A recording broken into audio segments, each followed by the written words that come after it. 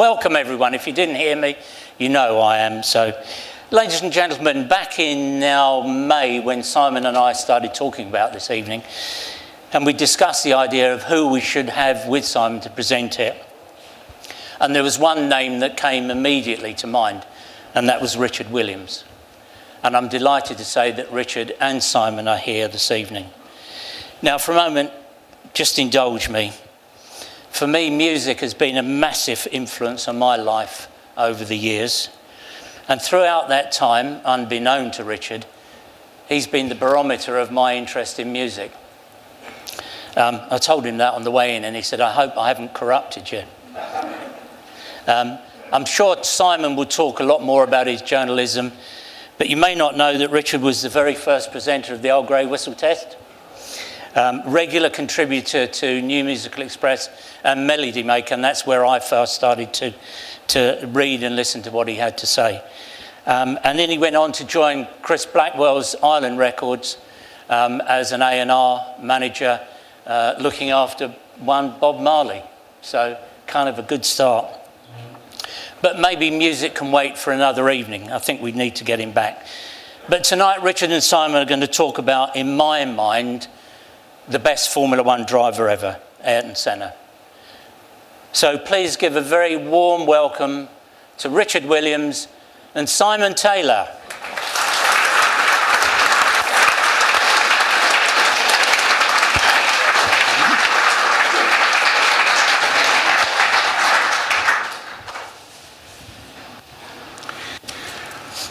Good evening, ladies and gentlemen. I trust that, unlike Steve, I am mic'd up. Am I mic'd up? Yes, I think I am.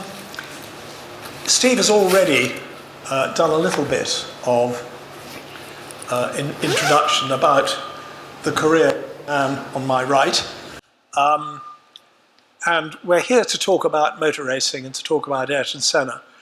But the thing that is really unusual about Richard Williams in the journalistic world is that he is a polymath. Most people in Formula One, and I worked as a journalist in Formula One for a very long time, most of them aren't able to talk about anything except Formula One. Richard has written, I think he said, about every single sport except horse racing. You've done 6 Olympics and 5 World Cups. He has won glittering awards for his sports writing. He's written for The Guardian, for The Independent on Sunday, for lots of the great newspapers. And Steve alluded to his musical career. He was actually editor of Melody Maker. He was indeed an A&R man at Island Records. He is still very involved in the music world, has run 3 Berlin jazz festivals. So he's not just a motor racing bore. He's very much more than that. Ayrton Senna, for anybody who works in Formula One as a journalist, or indeed as anything else, if you were in the paddock in Ayrton Senna's day, you knew that he dominated the place. And for those of us who were at Imola when he had that fatal accident, it was a cataclysmic happening. Richard wrote a book about 10 years later, I think, called The Death of Ayrton Senna. And it does start incredibly movingly with a chapter describing the funeral in Brazil when Senna had died, because he was, in his home country, almost a messiah. But then the book actually talks about the life of Ayrton Senna before ending up again with the death. And one of the reasons why it's a great book, we were hoping to get some copies here for you to buy, but because it is still available in paperback. Unfortunately, that didn't happen, but there is the paperback. So get on to Amazon. It's only a tenner, and it's the most wonderful read. But what's great about it is that it is not a hagiography. It's not a book that simply says how wonderful Ayrton Senna was. What you get out of it is Senna, warts and all. Now, Richard, working in the paddock as a journalist, during that period with Senna. To a certain extent, in those days, it was much easier, wasn't it, to get to know the drivers than you can today. You could actually have honest conversations with them, and you presumably did that with Senna. Yes, it was a very different... Good evening, I should say, and thank you very much for having me, Simon, and the Society, and I'm looking forward to talking about this. It was a very different era for all people who wrote about all sports. There were, even in the early 90s, there weren't really any media minders. There were press officers who arranged things for you, but they didn't get in the way. Nowadays, sport, and Formula One is no exception, has taken after Hollywood to some extent in putting up barriers between journalists and the athletes, or whatever they are, footballers, racing drivers. And you can understand that to some extent. It's not always been a happy relationship. But it makes it harder for someone who really wants to try and get under the skin of a sports person to do so, because you're kept at a much greater distance nowadays.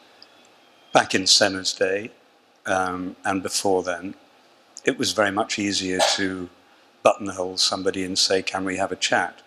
I didn't do all the Grand Prix, unlike somebody like Nigel Roebuck or Dennis Jenkinson, who were very well known to all the drivers of their eras. I wasn't as embedded as they were, but even so, I could get to know people a little bit, and sometimes enough for them to open up a bit. I never had an in-depth conversation with Senna. I watched him mostly from a distance, from press conferences and huddles. But I, like everybody, probably like everybody here, I was always intrigued by him because he was different, and I felt I wanted to know more about him. My heroes in motor racing terms were Sterling Moss and Jim Clark, successively, when I was a small boy and a slightly bigger boy. I never thought of Senna in quite that way. I always had quite an objective view of him.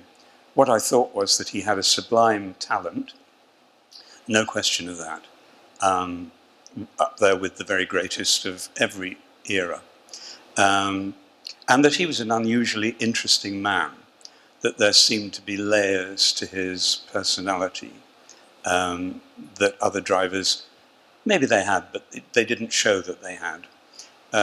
He had a kind of philosophical side to him and a spiritual side, which is not what you get from your average Grand Prix driver. So I was always drawn to wanting to know more about him. And then when he died in such an awful way, I wanted to write more about him. And what I wanted to do was try and work out what he meant as an individual and in terms of the sport, why people felt so strongly about him, pro and anti. And there had been times when I haven't cared very much for what he'd done on the track, and I wanted to take a very objective view of that, if I could. In your book, you list his qualities. Well, you said there were 4 primary qualities which really occurred to you. His technique, of course, he was supremely good in the cockpit. His intelligence, the fact that he was calculating all the time, not just before the race but during it. But there's also this thing of his kind of use of psychology as a weapon. The fact that he so believed in his own superiority that he would inflict that on other drivers, even if they were, like Alain Prost, his teammate. Yep. Martin Brundle said quite early on, from his experience of the season when they fought for the Formula 3 championship, he said, Senna had this bright yellow helmet, you saw it coming up behind you, You saw him getting close. He left it up to you whether you wanted to have an accident with him or not. And you based that decision on whether you wanted to finish the race or not, basically. And that was the kind of psychological hold that he had on people. And people in other sports do similar things. They impose themselves psychologically. Like? On their right. Oh, golly. I was hoping you weren't going to say that. Give me a think. All right, well, we can come back to that. But yeah, it's not uncommon. Because, I mean, in other sports, there's no danger, I don't think, of killing either yourself or the other man. I mean, the fact that Senna was able to be that aggressive when danger was there makes it a little bit different. Yes, and that's one of the big questions about Senna's career, is that he changed Formula One in a very important way, from a non-contact sport to a sport in which contact was not exactly accepted, but it became part of the game.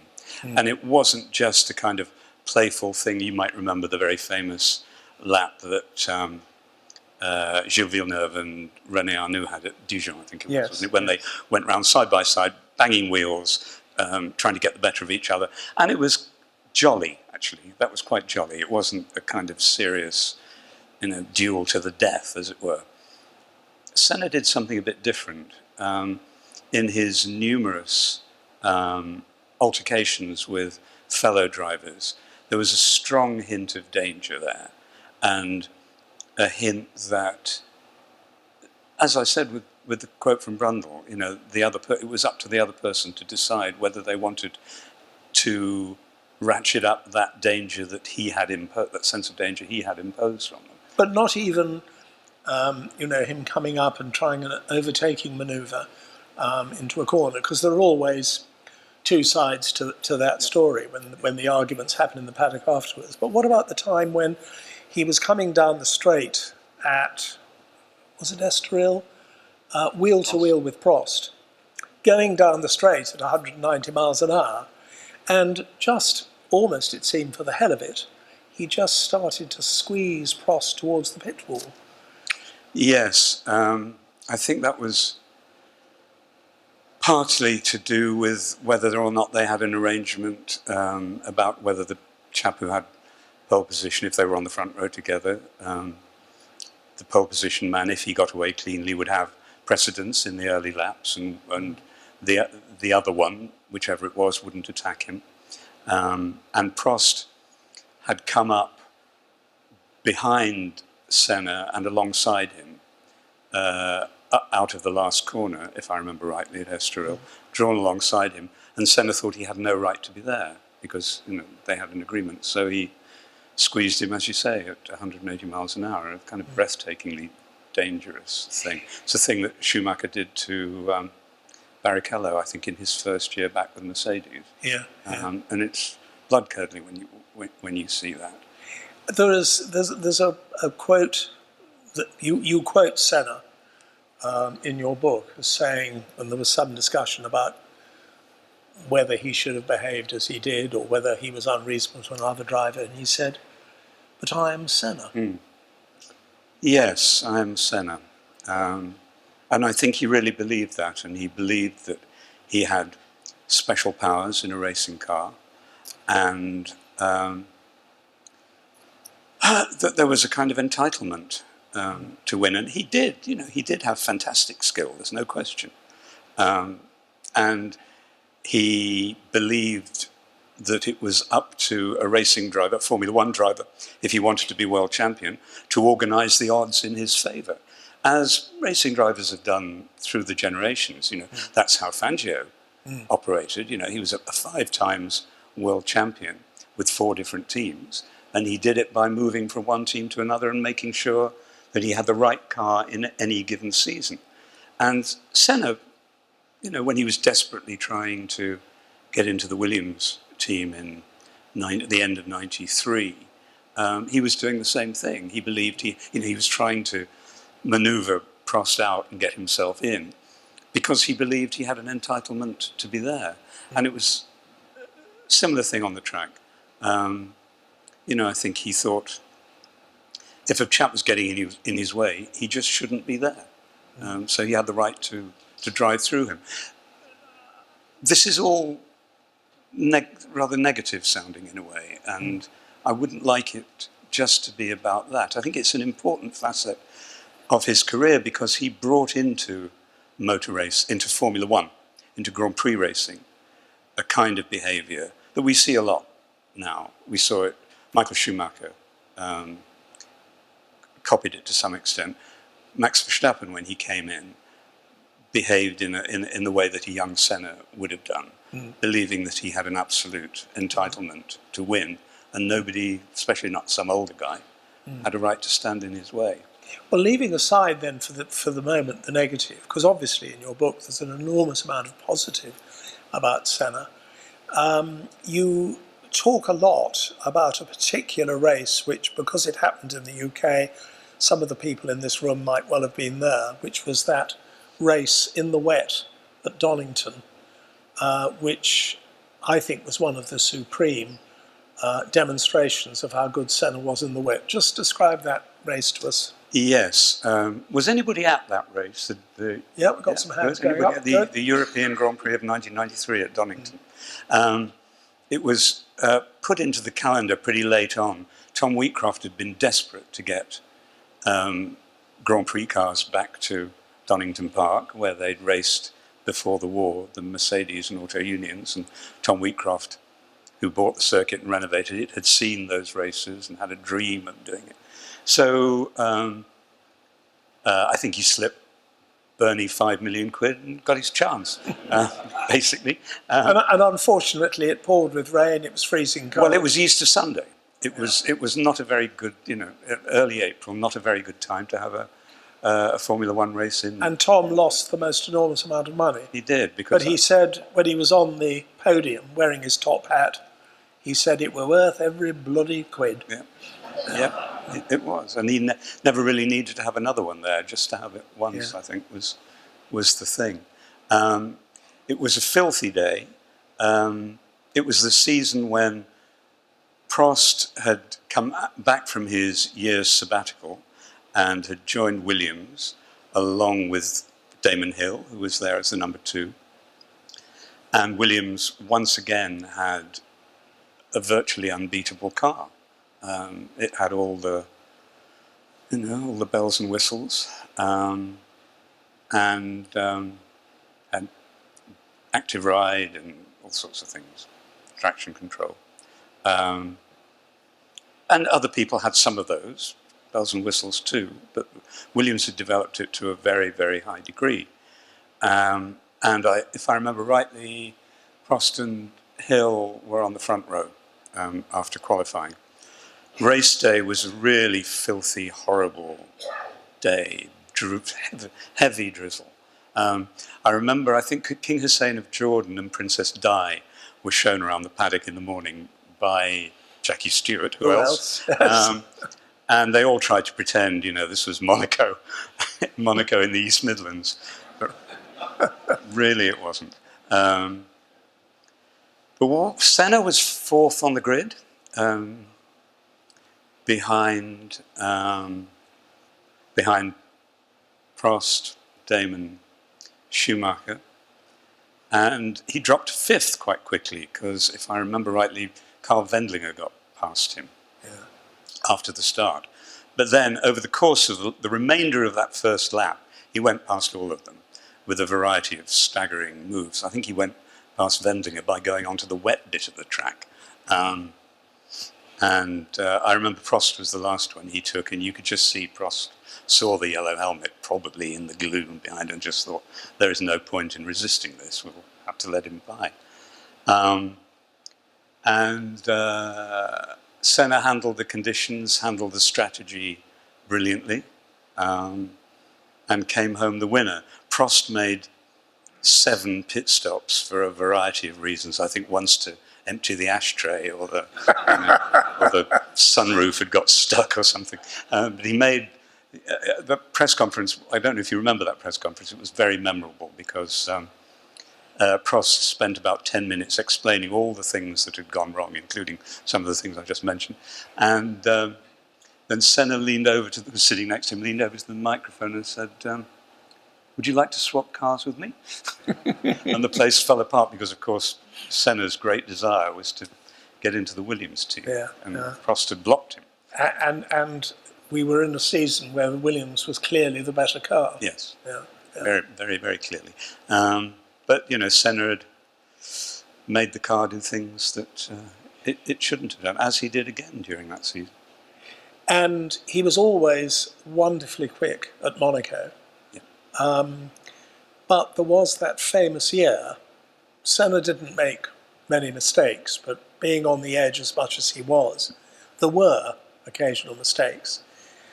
And I think you've said in the book, Richard, that he unlike Prost, unlike many drivers who were less perhaps passionate, when he was in a comfortable lead, he didn't ease up or go more gently. Preserve the car, take no risks, make sure he got to the checkered flag first. He just stayed on the limit all the time, even though he had such a huge lead that he was completely unchallenged. And we then had that embarrassing accident at Monaco when he was comfortably in the lead late in the race and he incomprehensibly suddenly crashed. I think the reason for him maintaining full pace, even when he was in the lead of a race, was a question of rhythm. Rhythm is a lot to do with driving a racing car, as I understand it, and from my limited experience. At that level, it's very, very important because corners come up very quickly. You have to have a very clear picture of them in your head. You have to be able to see 2 and 3 corners ahead, or think 2 and 3 corners ahead. And I suspect that may have had something to do with what happened at Monaco. That year, that was 88, when he just joined McLaren and he was trying to impose himself on Prost, who'd been with the team for some years and very successful. And Senna was joining him as an equal and knew he would have a fight on his hands. And he asked John Watson, I think, for advice about how to deal with Prost. And Watson said, well, just watch Prost. You'll see he has a particular way of doing things inside the team. And, just watch what he does and do that, kind of follow, because Prost's been very successful. And Senna went away and thought about that and thought, sod that, I'm not doing that at all. I'm going to sort of do the opposite of that. I'm going to take the team on my terms and do what I think is right and get them to follow me. So it was a confrontational approach and it worked extremely well. I think he won the first 4 races of that season. But the Monaco accident... The Monaco accident, the Monaco... Well, he'd outqualified Prost and everybody for that race by 2 seconds, I think. I mean, it was just supernatural. And of course, it was Prost in second place, and he was trying to humiliate him by beating him by the largest possible margin. And he was, pulling out a more lead than he needed, for sure. But I think trying to maintain his rhythm at such a high level, so close to the edge, he made a tiny mistake. When you come down the hill at Monaco, you go around what used to be the station hairpin, as I think of it, and then down to the harbour front to Portier, a sharp right-hander, 90-degree probably right-hander, before you go into the tunnel. And he clipped the apex, the barrier on the apex of the turn, and it threw him across and into the barrier on the other side, which pushed the front left-hand suspension back. End of race. But it must have been the tiniest error to clip that barrier. But of course, those are the margins. And he got at Monaco, those are the margins. And he made those margins finer than anybody else did. I don't think personally that he lost concentration, which is what a lot of people said afterwards. You don't imagine Senna losing It's confidence. hard to imagine that. Yeah. I just think he shaved the margin to... And remind us what he did after he climbed out of the car. He jumped out of the car, and rather than making his way back to the pits, or the pits at Monaco, I remember him pulling out his earplugs, throwing them away after he'd taken his helmet off, and he stalked back to his apartment in Monaco, if I remember rightly, and spent the rest of the afternoon there and didn't emerge until much later in the day, and nobody could get hold of him. You know, there weren't mobiles then, so he did the equivalent of switching his mobile off, and didn't answer the phone in the apartment. And Which makes one feel that actually, because so much a part of what Senna was this huge, arrogant self-confidence. And the indication, I remember thinking at the time, he'd sort of strode off and disappeared. His team couldn't talk to him, certainly the journalists couldn't talk to him, nobody could talk to him. And I wonder if his self-confidence, his feeling of total superiority had briefly been shaken. I wonder. I would tend to doubt it. I think he was furious that he'd lost a race. Right. But he had sewn up. But it's possible. But did he accept that it was his fault? I think he was... yes, he did, yeah. Yes. But it was an extraordinary weekend because that qualifying lap that he did, he came straight back into the pits, got out of the car, and felt shaken by what he'd done. He talked very eloquently about it afterwards, and said he'd gone into what we would call a zone, I guess, a zone that he'd never visited before, a kind of elevated state of consciousness or execution, where he didn't really need to think about what he was doing. And when I read that, that interested me very much, and that's to do with my interest in music, and especially in jazz musicians who improvise. Jazz musicians often say that you practice your technique from childhood, your instrumental technique, every day for hours and hours to get it as good as it could possibly be, in order to forget it when you're actually playing, when you're improvising. And that's a very important thing, and it's quite rare. It's difficult. It's a very difficult state to achieve. Most never get there. Well, you say in the book that you make that comparison in the book, and you say that this thing of Senna feeling that he was on a different plane, so he didn't have to think about it. He did this fastest lap that anyone had ever done around Monaco. And it's like a jazz musician who kind of loses focus on what he's doing. It's almost as though somebody else is playing the instrument. Yes, and the execution becomes somehow automatic, and it's just a kind of pure perception of what you're doing, a pure sensitivity to what you're doing. So that seemed legitimate to me. It didn't seem fanciful. I thought, there was a reason for that huge gap in qualifying, with everybody else just going around normally, doing what they normally do. And Senna actually had just gone somewhere else and found something else. Let's talk about that wonderful period when Senna and Prost were in the same team. Because not only were they, at the time, the two best drivers in Formula One in the same team, but what's always fascinated me is that their approach was so different. Prost always calm, good with the team, the professor driving as smoothly and as accurately, looking almost slow when he was at his fastest. And then the kind of controlled aggression of Senna. It was a completely different approach, wasn't it? Yes, it was. I mean, there is a man sitting here who spent several seasons reading their telemetry, so he would know very clearly what the differences were. He's referring to Steve Nichols, who's here in the front row. Indeed. And who was engineering Ayrton Senna's car while Senna and Prost were in the same team. And designed the MP44, the 1988 car. So he would know, but from the outside, clearly they were very different characters, and that those characters seemed to come out in the way they drove. that Prost was the professor, as you say. He was very analytical, very calm. There's the old thing of the best way to win a race is at the slowest possible speed, and that seemed to be Prost. Whereas with Senna, you could see the emotion in his driving, which I think was why he connected with so many people just watching on television or in the grandstands. And that's a very important thing in sport. You want to see that emotion come through, whether it's a tennis player or a footballer or whatever. You really, as a spectator, maybe not as an engineer, but as a spectator, that's what you want to see. And you could always see that with Senna, as you could with Gilles Villeneuve, for instance.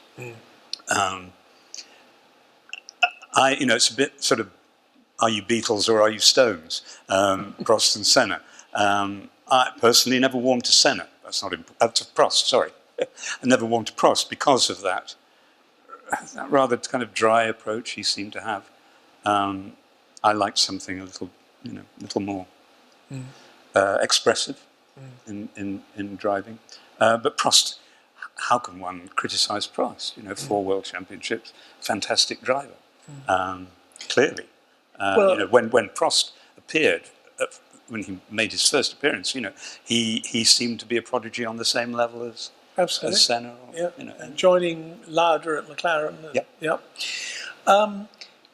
I know we wanted to talk about the good bits of Senna, but now, because we're talking about Prost, we have to talk about probably the 2 most notorious collisions in Formula One history. They both happened between Senna and Prost.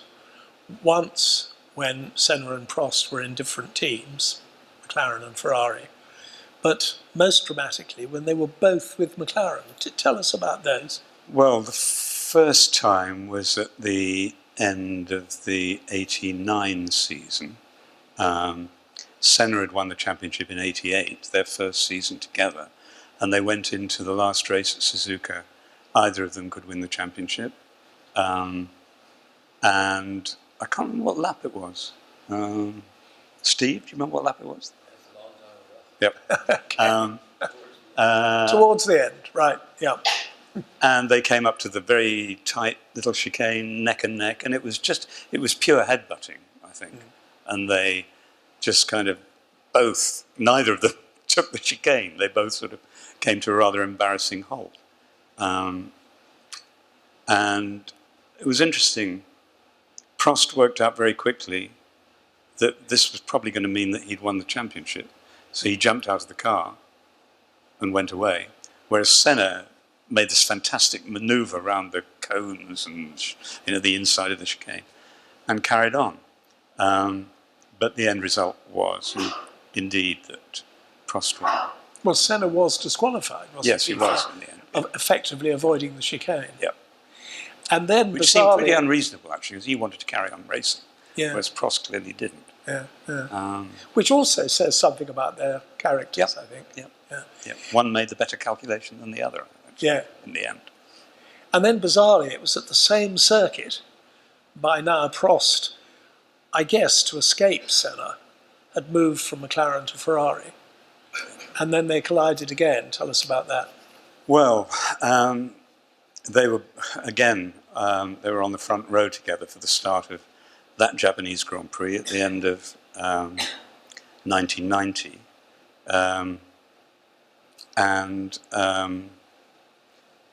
Senna was very upset. He'd got pole position, and he thought it was on one side of the track. I think he thought it was on the outside, and for some reason it was moved to the inside, which he thought was the disadvantageous place to be, given that it was the dirty side of the track where the start was. And he accused Jean-Marie Balestre, the French president of the FIA, the governing body, of being in collusion with Prost, as he'd suspected that Prost, rightly or wrongly, that Prost had had some help from the governing body over the preceding seasons. So he was furious at being disadvantaged in that way, which he thought was completely unreasonable. So they started, and Prost indeed got away first. And you probably remember, they came to the first corner, Prost possibly left the tiniest inkling of a gap. Senna either went for it or went for the back of Prost's Ferrari, and he didn't really mind which it was, and he went into the back, and they both went off at around 130, I think, wasn't it? And sort of ripped across the... And as a result, Senna won the championship. Yes, and as a result, Senna won the championship.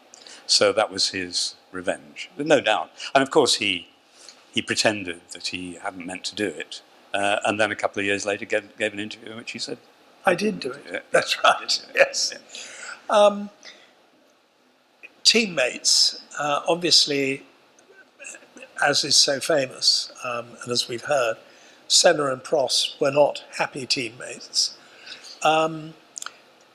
When Senna had a teammate that he could more easily dominate, which meant really all his teammates except for Prost, he then seemed to be much more comfortable.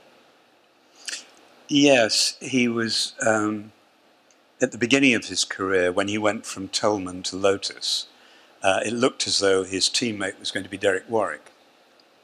And he knew Derek Warwick pretty well, and he knew that Warwick was a potential Grand Prix winner. He was a very good driver indeed.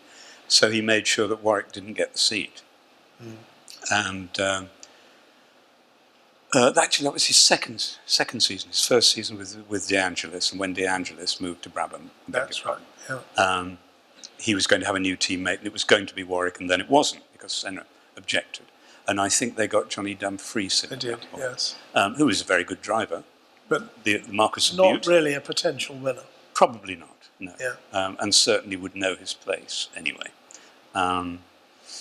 So that was an example of him manipulating things, to his no doubt about that. But I was always fascinated by the period when he was teammates with Gerhard Berger, because Berger was an extremely rapid driver, a Grand Prix winner.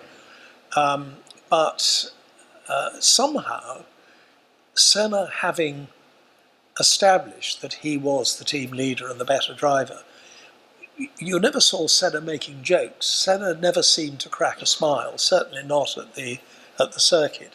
But somehow Berger, with his practical jokes, his throwing briefcases out of helicopters. Another great thing Berger would do is steal your passport and paste in where your face was in the picture. He'd paste in a picture of the chimpanzee, and if you didn't know, when you arrived at the border, the customs official would be somewhat bemused. But that was actually an extraordinary friendship, wasn't it? Yes, it was. It was a genuine friendship, but I think it was based on Berger knowing his place. Yeah. Even though they were not a million miles apart in terms of talent, I think Berger accepted that if he were going to be in a team with Senna, then he would have to take it, basically.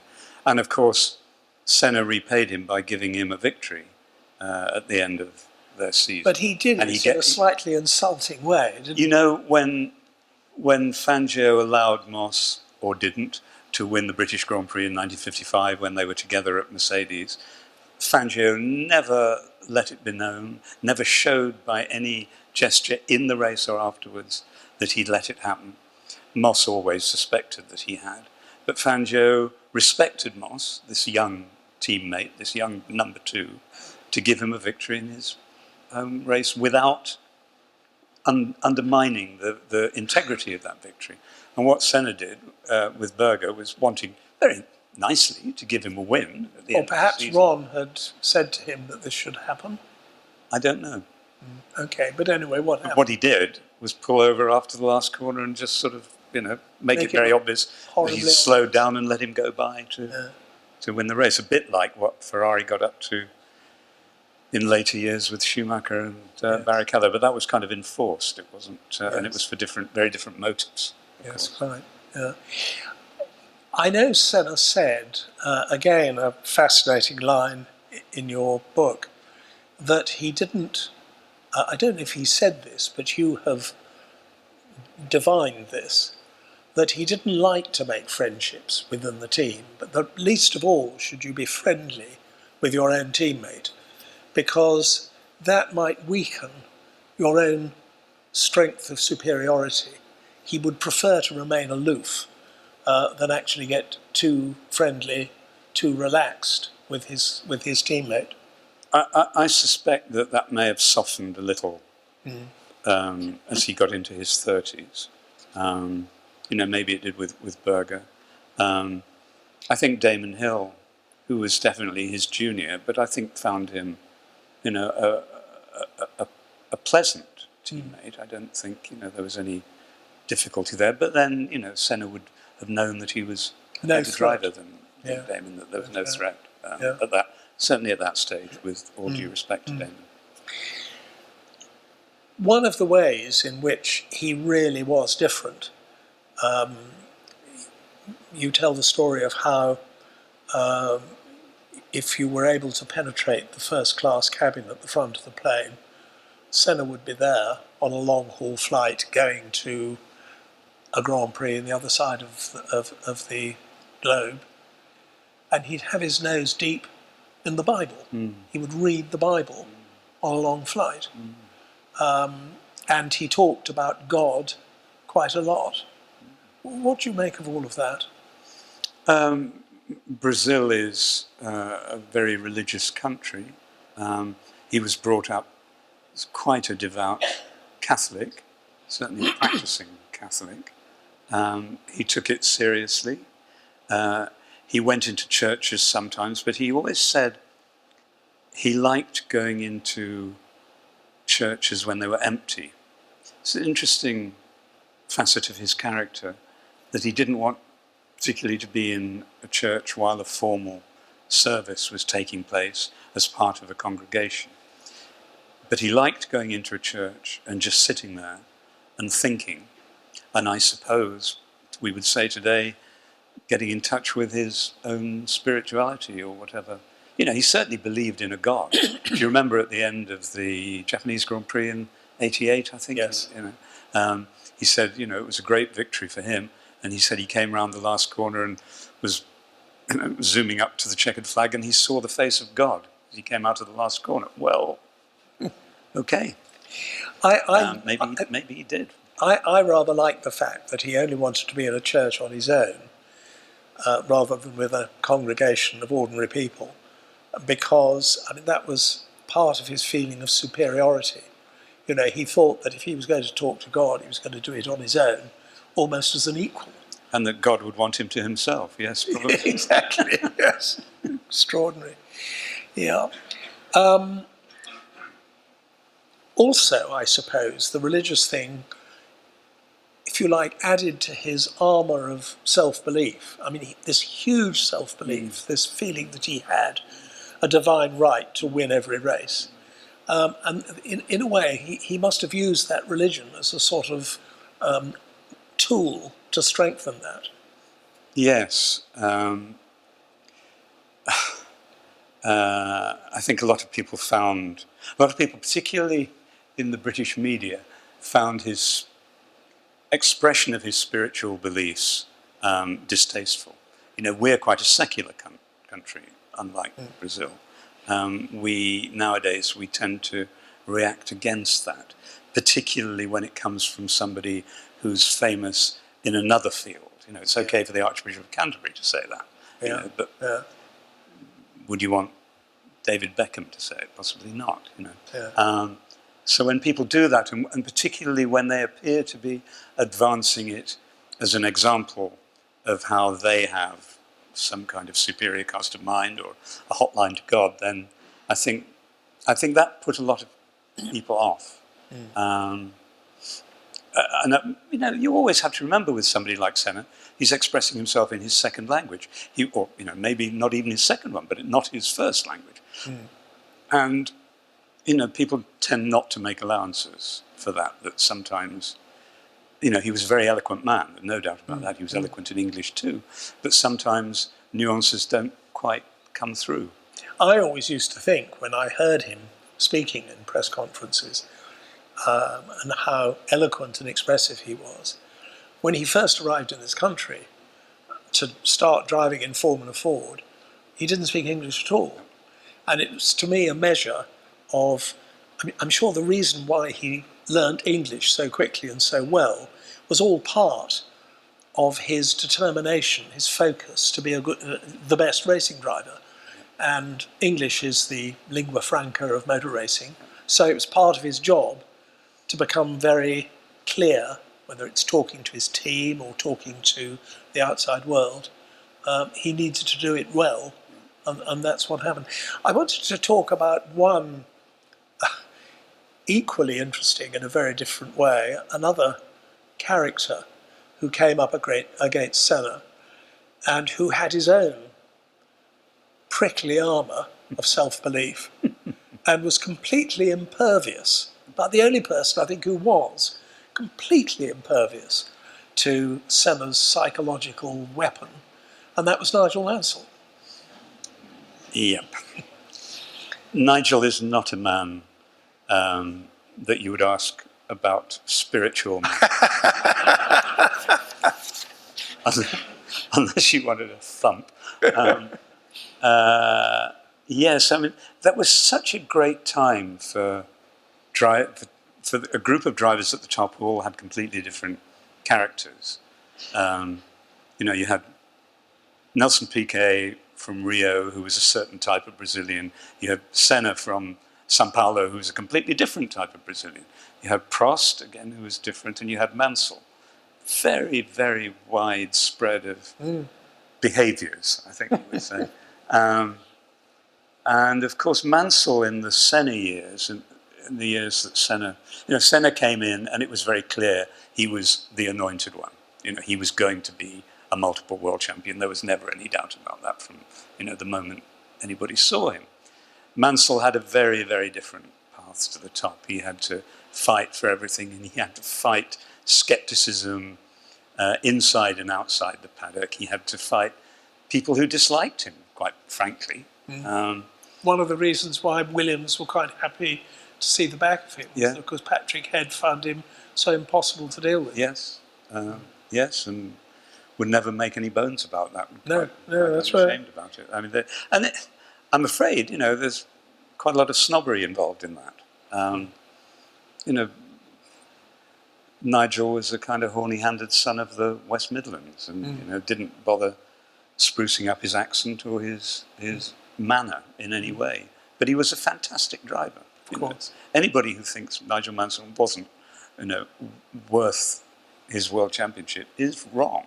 He was a guy who got into a car and just wanted to get past the guy in front of him. And what else do you want from a racing driver? So when he came up against Senna, what happened? Some pretty bad things happened, if I remember rightly. I mean, they had two major altercations. Australia? Spa. Yeah. There was one at Spa in '87, I think, when Senna was still at Lotus. And that was when Mansell marched into the garage, into Senna's garage, and grabbed him warmly round the throat.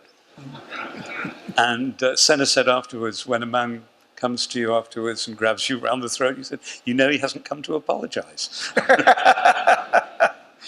Yeah.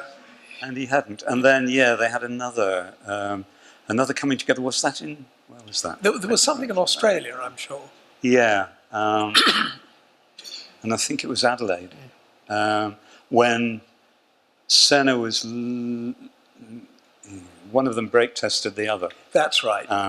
Senna brake tested. Did or didn't Mansell. brake test Yes. Mansell. I think when you saw it on television, and I think Jackie Stewart was watching it on television, probably commentating for American television, and said that it was absolutely clear that Senna had deliberately driven into the back of Mansell. That's or if I got it the other way around, no. it was that way around. Yeah. And in fact, if you look very clearly and go frame by frame, it does look as though Mansell used that old technique of Formula 3 drivers where and in fact you said rather splendidly in your book, it's also a technique that is done on the M4 by a couple of chaps who may be in company cars, and they get angry with each other, and the one in front, in the fast lane, suddenly hits the brakes to get the guy behind a bit scared.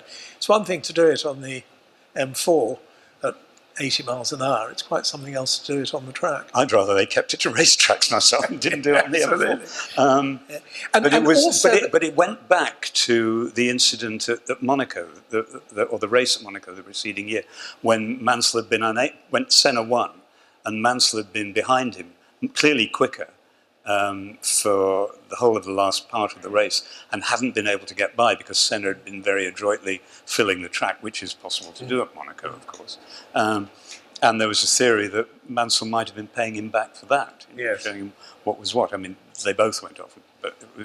But do you remember Davy Jones, the American driver, who'd raced against Senna in Formula 3? In Formula 3.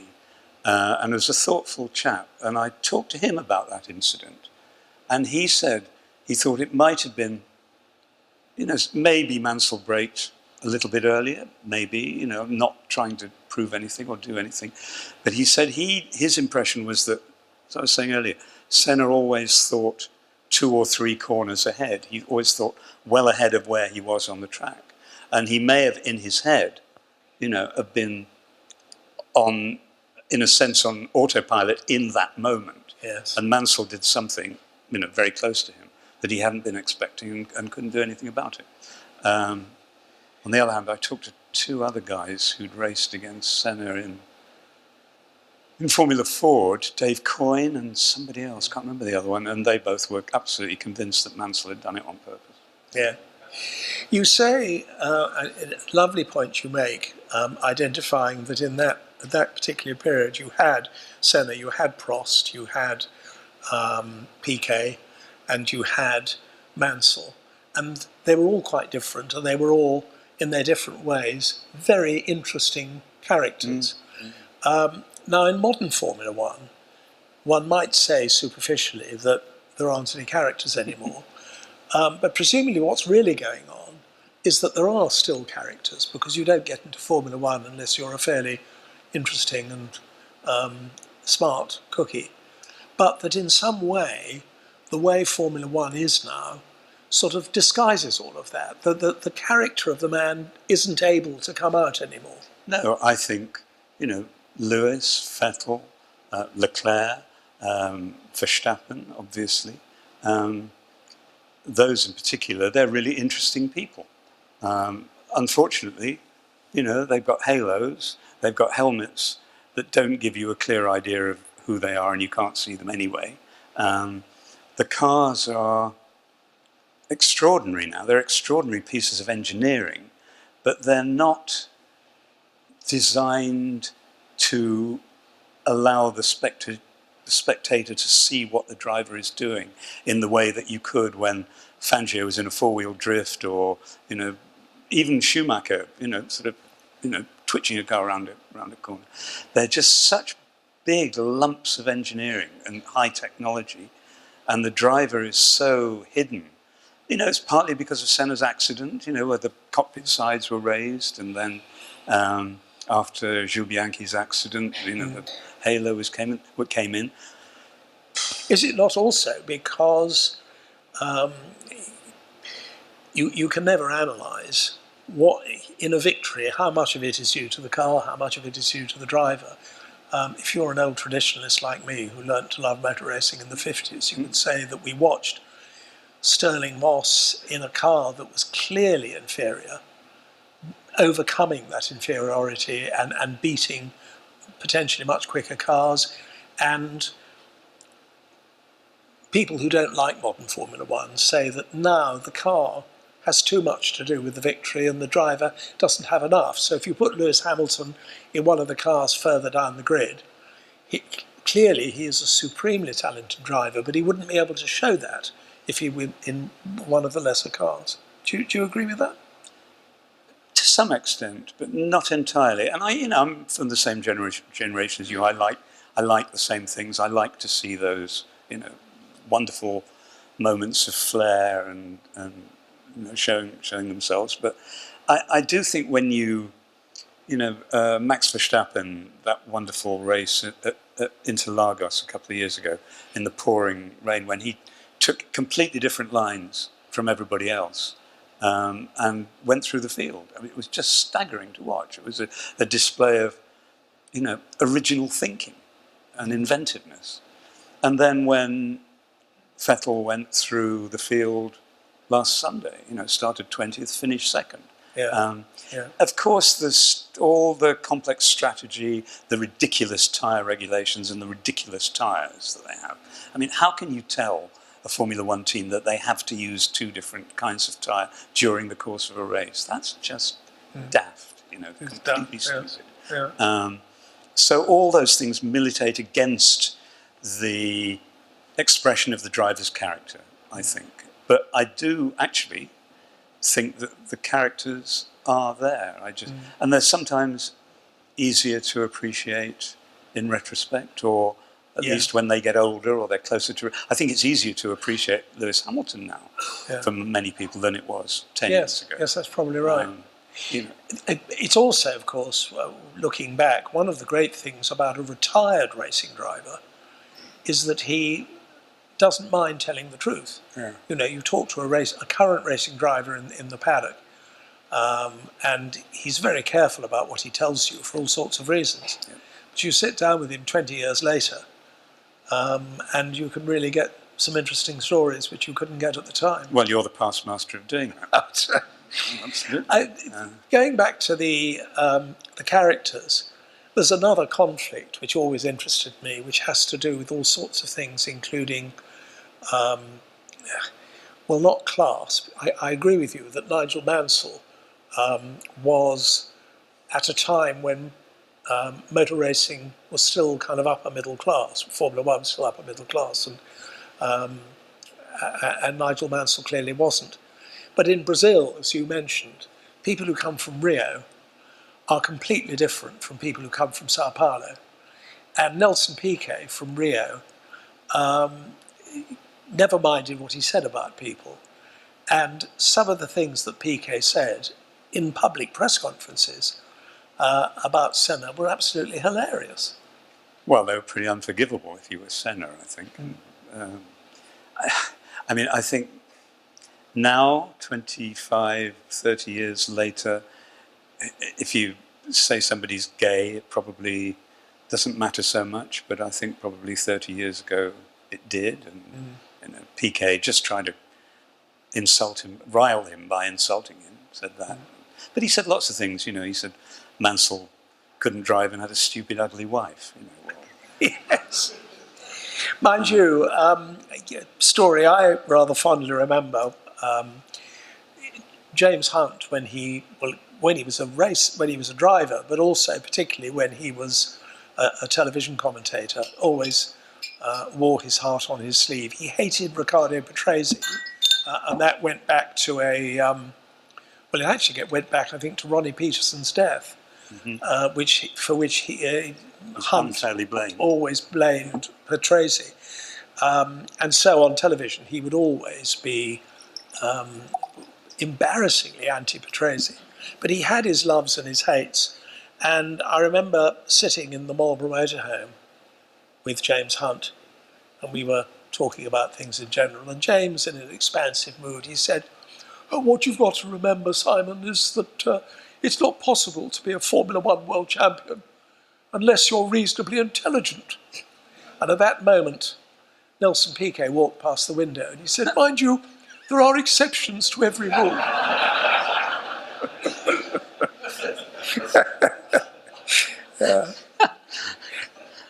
Your question was? The one man we haven't mentioned yet, and he's fascinating in this Senna context, because he was the later generation. He was the young genius coming up to threaten Senna, and that was Michael Schumacher.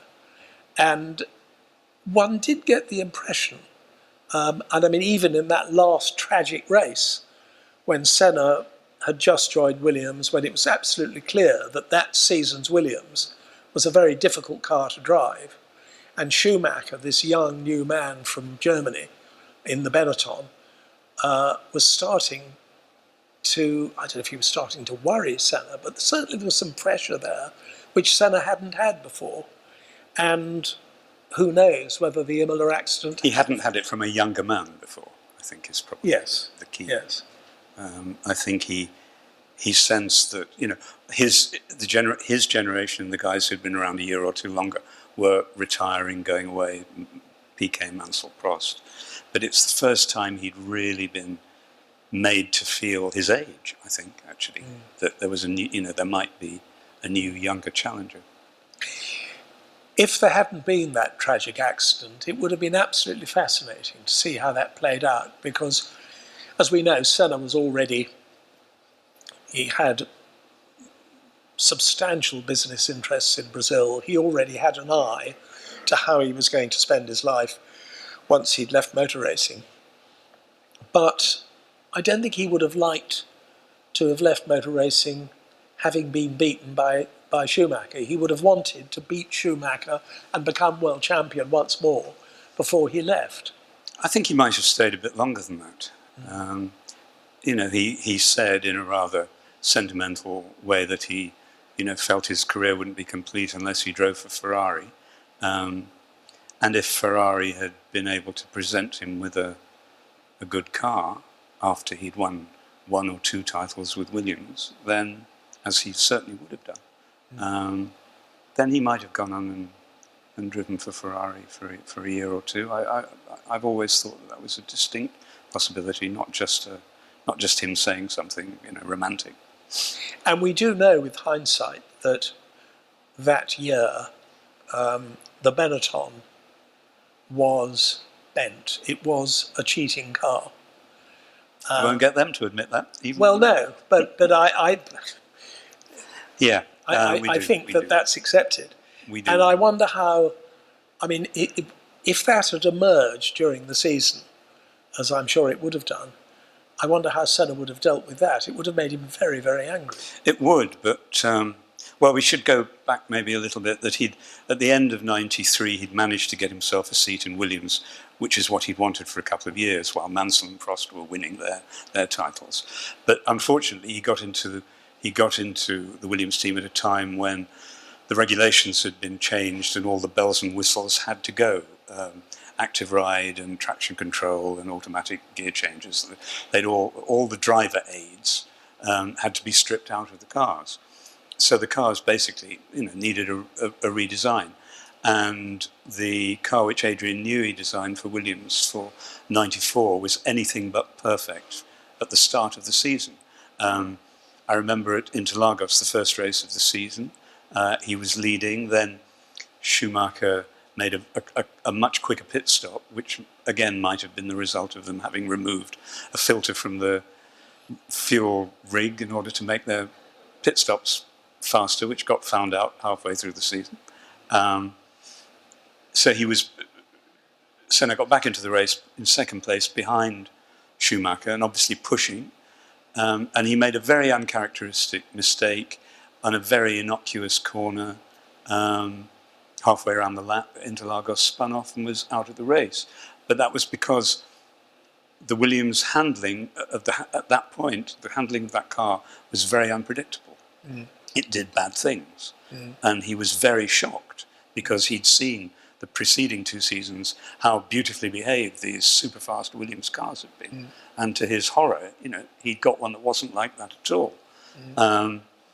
And it caused him a lot of mental turmoil, grief, I think. And then, there was an accident at the start of the second race at Aida in Japan. He retired, first or second lap, and he spent the rest of that race standing by the edge of the track, listening to Schumacher's Benetton go by. Schumacher had won the first race. He won the second race too. And Senna was listening and came back to the pits and told the team that he thought he'd heard something suspicious. In other words, the evidence of traction control, which had been banned, and which you can indeed, in its various iterations, you can generally hear acoustically. But you have to remember too that by the time they got to Imola, and we no doubt you'll want to talk about the accident, but the car was improving. He stuck it on pole. It was quick now. And remember also, to jump forward, and after the accident, that over the course of that season, Schumacher only beat Hill by a single point at the end of the last race of the season. So, the car had certainly improved, out of all recognition to how it had started the season. And if Senna had survived, how many races would he have? How far ahead of Schumacher would he have been at the end of the season? We're running late on time, although it seems that we've been talking for 10 minutes. We do need quickly to talk about Imola. The actual accident has been rehearsed over and over again in endless detail. I'd just like to look at one thing about Imola, which has always intrigued me. Sid Watkins, the Formula One doctor, who I knew well, told me that on the Sunday morning of the race, you'd had that enormous accident for Barrichello, which fortunately he'd survived on the Friday. You'd had the death of Roland Ratzenberger on the Saturday.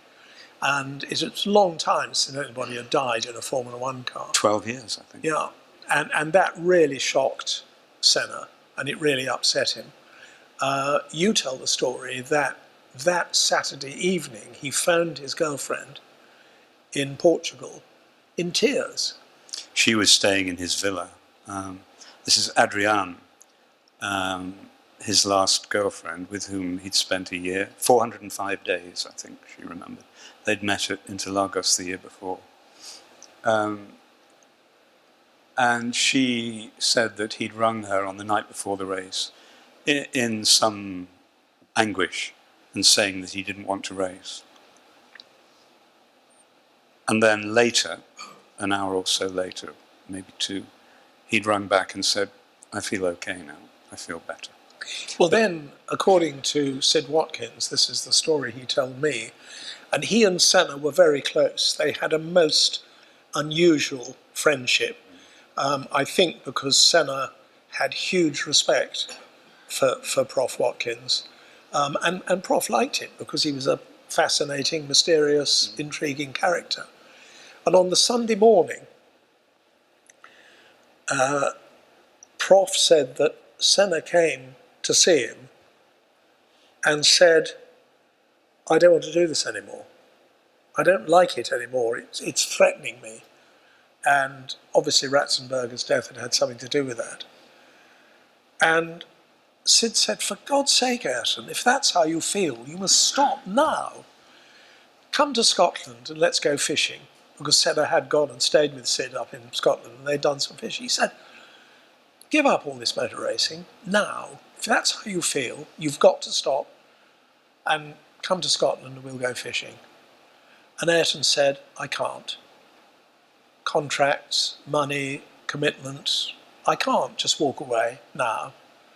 Maybe we can talk again at the end of the season, but I'm now embroiled in this. I'm sort of ensnared in it, and I've got to keep racing. And what fascinated me about that was that you're always aware of racing drivers' commitment, of their absolute single-minded determination to win. And when that goes, then they retire. And the fact that Senna had that at that stage is extraordinary to me. Yeah. He was always very affected by other people's serious accidents. Do you remember there's the famous story when Martin Donnelly had his horrible crash at Estoril? After it was all over and things had been cleared away, Senna, and the session was long over, Senna made his way to the site of Donnelly's crash and just stood there for 20 minutes thinking. Well, that's an interesting thing. We know Barrichello's crash obviously affected him greatly because they were both Brazilian compatriots, and Barrichello worshipped him as a young guy, and then with Ratzenberger's crash, all that got on top of him. And there is said to have been there were problems within the family, perhaps. Family didn't like his girlfriend. I think they didn't think she was good enough for him. She was kind of ordinary person. Seemed to me, what I could see, that they were very happy. But I don't know if you remember at the funeral. I remember I went to the funeral and I remember it very clearly. The open air interment. The family made their way in cars, people carriers, to the gravesite. And I remember Adrian going to get in the family people carrier and being told, no, you go in the one behind. And Ayrton's sister motioned to a woman called Jusha Meneghel, who was a singer who'd been Ayrton's girlfriend before Adrian for a couple of years, very famous singer in Brazil. You come, and it was as if Jusha was the official widow. And I think there were tensions in the family. Because he and Adrian were together uninterruptedly, I think, for almost 2 years. No, just over a year. Just over a year. Yeah, okay. they were. And this was obviously something that was not going to be spoken about by the family afterwards. Yeah. But there was an element of that there.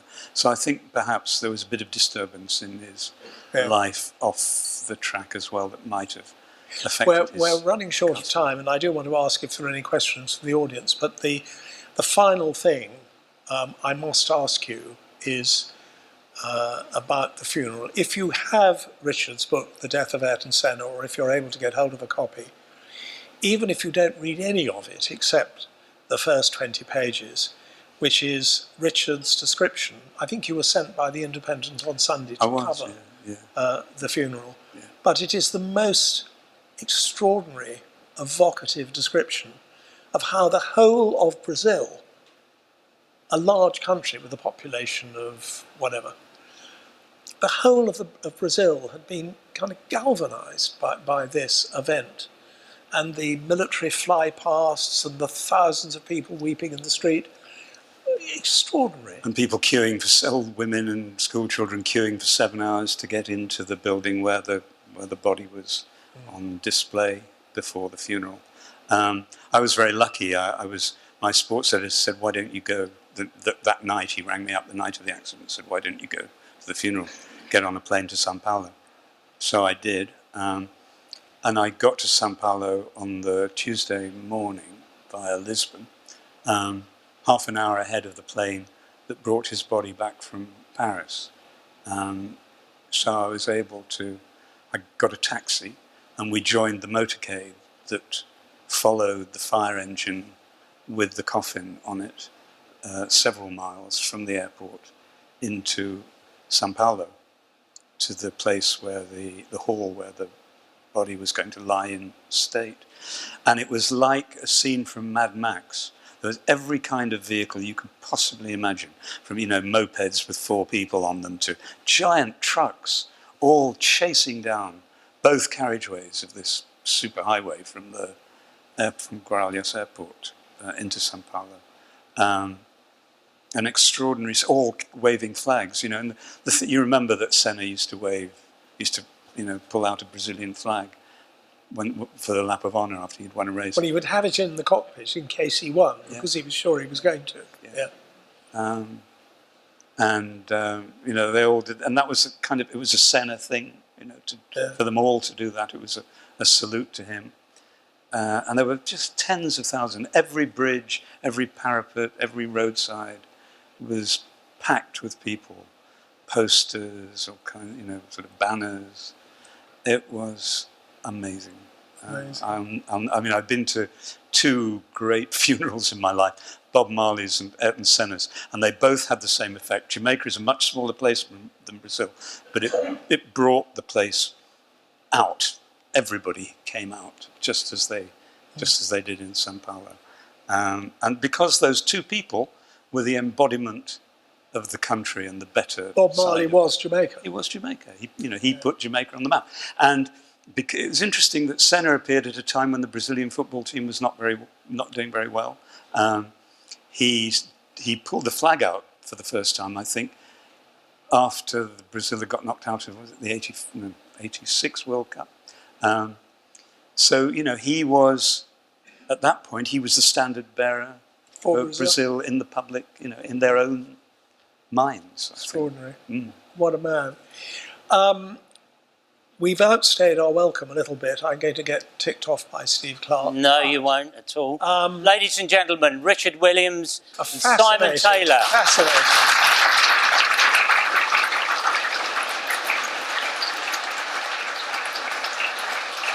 But Steve, I hope you're going to... You've got a microphone. The mic is there, if you can pass it over. Right, we'll give you the microphone. Have we got any questions for Richard Williams in the audience? There is bound to be one. OK, just let me get to you. I have read the Senna First Possible book several times, and I've seen the film a couple of times, and I used to watch Senna and all his other crew with great enjoyment.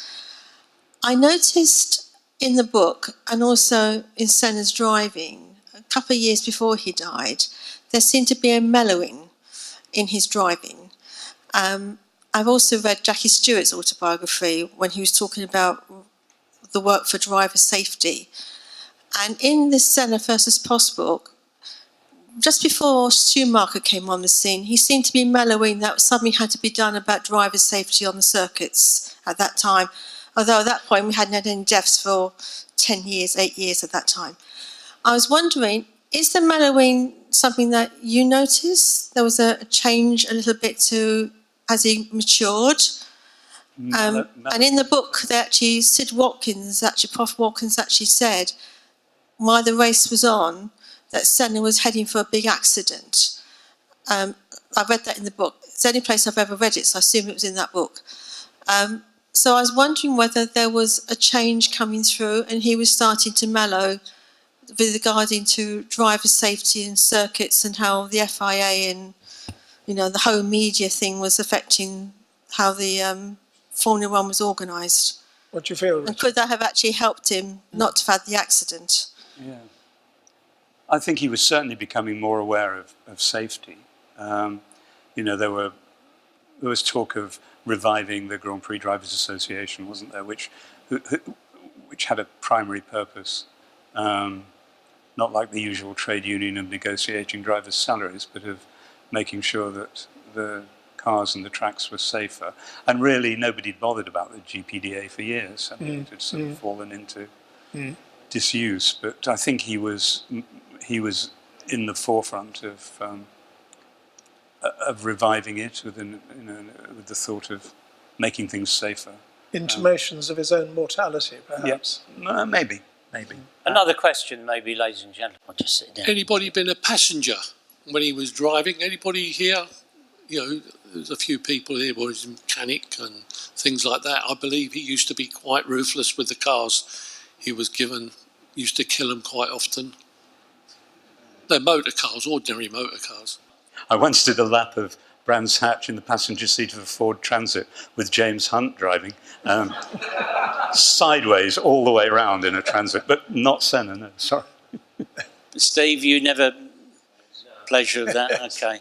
Now, this is Howard Moore now, and I'm going to embarrass him by saying he was James Hunt's chief mechanic. I know he hates me saying that, but he was. So, Howard, Sorry. Thank you, Steve. Thank you for a very interesting evening, Richard and Simon.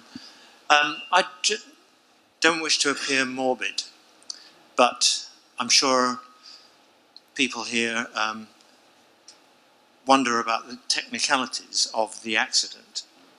And I'm embarrassed to say I've got your book on my bookshelf, but haven't actually opened it yet. It was on my to-do list in the last few minutes. Everything that's in it. But could you please enlighten me, enlighten everybody here, as to what you know about the cause of the accident? Well, we could spend the next 25 years talking about that, probably.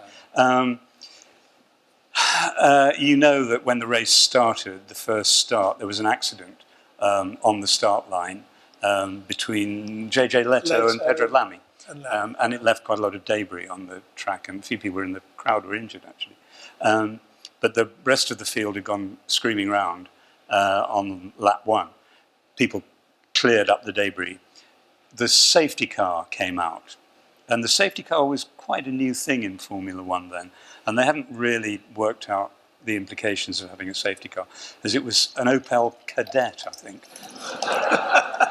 driven by a perfectly good driver, but, and he came out in front of the field, everybody slowed down, and they spent, I think, 4 or 5 laps behind the safety car, going very slowly, unreasonably slowly. And of course, what happens is that tyres cool, tyre temperatures then go down, ride heights go down, and ride heights are pretty minimal anyway. Schumacher and Damon Hill, I think, said they'd noticed, running behind Senna already, that he was taking a very tight line at Tamburello, the very fast left-hander, after the start and finish straight, and sort of 190 mile an hour curve, really. And that there were little corrugations, little ripples in the surface of the asphalt on the inside of the apex of that corner, and they'd seen the car bottoming a bit. The race restarted, the safety car limped off, a race restarted. Senna put in a fantastically quick lap straight away, and then came round for the next lap, which I think was the 7th lap. And that's when he went off, and the car seemed to just spear straight off at Tamburello. It went off when he lost control. He was doing 190. When he hit the concrete wall, he was doing 130. What caused it? It might have been that the tyre pressures hadn't come back up and that he hit those ripples and that they'd thrown the car off. The popular theory was that there was a break in the steering column, which had been, he had been unhappy. One of the things he didn't like about the car was the position, his driving position, and that was a lot to do with the positioning of the steering wheel. And he got Patrick Head and Adrian Newey to modify it by cutting into the steering column and welding a new piece in to lengthen it, I think, or raise it. And in the crash, that broke.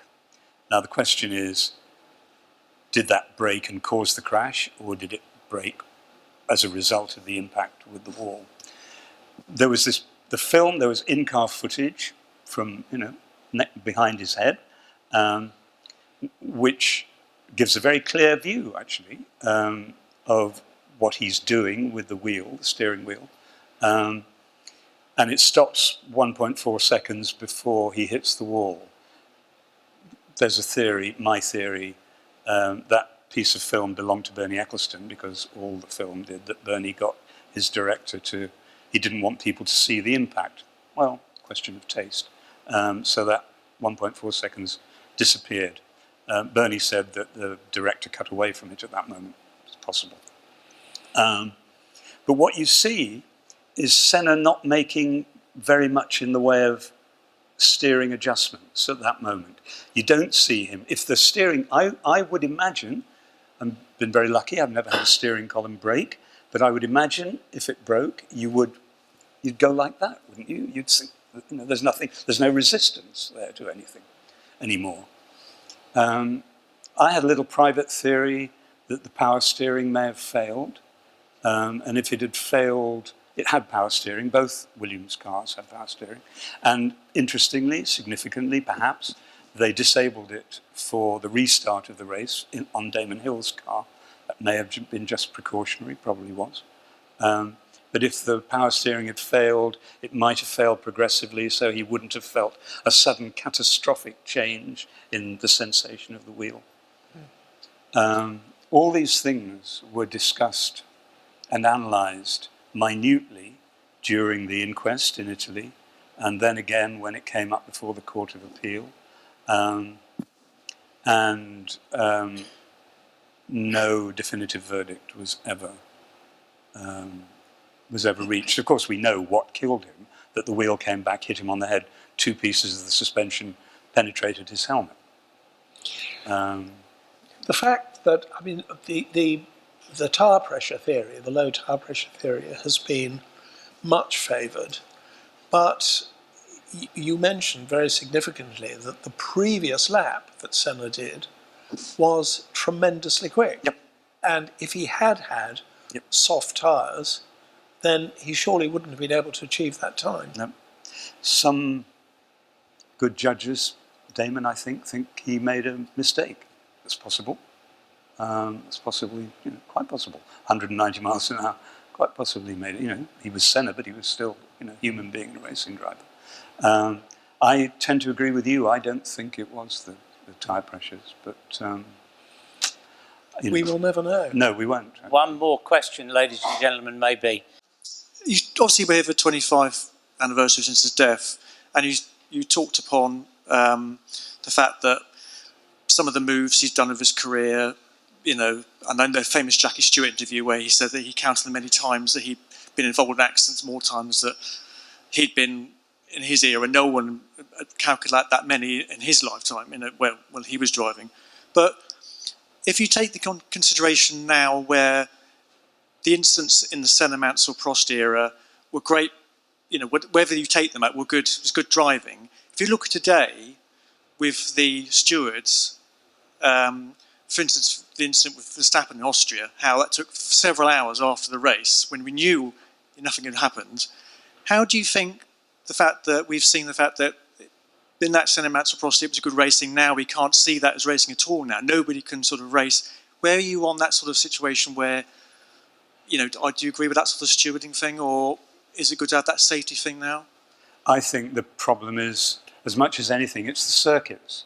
It was very interesting at Hockenheim on Sunday that Charles Leclerc, who is a wonderful young driver, went across what is actually the drag strip at Hockenheim, which was in the rain, was very, very slippery indeed, and hit the wall and had to retire.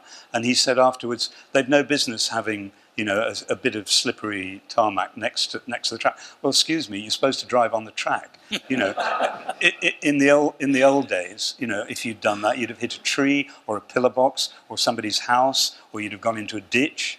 And I believe there should be some form of sanction for not staying on the track. And I hate those tracks, like Paul Ricard now, which have just acres and acres and acres of runoff. Sometimes painted with stupid stripes and multicolored, or sold to advertisers. Yeah, and they treat it as if it's part of the track, and then they give stupid little stewards, 5-second penalties for going off. Well, try telling that to Tazio Nuvolari. It's just to me that's what's wrong. That the environment is defining the racing in a very bad way. And yet, Berger wanted the wall at Tamburello to be moved after his accident. Nothing was done. It took Senna's death to move the wall at Tamburello. Well, they couldn't move the wall because it was in front of a river. They changed the track completely. They changed the track. They got rid of the corner. But, Sterling Moss would always say that the trees and the fences and the houses and the ditches, that was what they were racing against. Yeah. That was part of what they were tested by. But different times, different beliefs and behaviours. Absolutely. That would not, just to take the obvious example, in 2019, if somebody went into the crowd in a car and killed 82 people, you wouldn't carry on racing for the next 20 hours as they did at Le Mans in 1955. So it's things move and change the whole time. Of course. Ladies and gentlemen, Richard Williams and Simon Taylor. Thank you. Richard, brilliant. Absolutely brilliant. Thank you. Well done. Richard, before we do our world-famous raffle, which everyone is here for, can I present you with this piece of 1908 track? Oh. Okay. Really? Absolutely. We had it freshly made. I'm sorry. Courtesy of the bridge that collapsed in whatever year it was, we've reclaimed loads of it. That's just a piece of chunk that we've got. Thank you for being here. Thank you, Simon. Very much. All right. John Cobb's tyre is gone over it. John Cobb's tyre. John Cobb gone over. Yes. Yeah, it's gone over that piece, yeah. About that was right at the top, so look after it. Now, I think the raffle, if my assistant is with us, if we can draw the first one.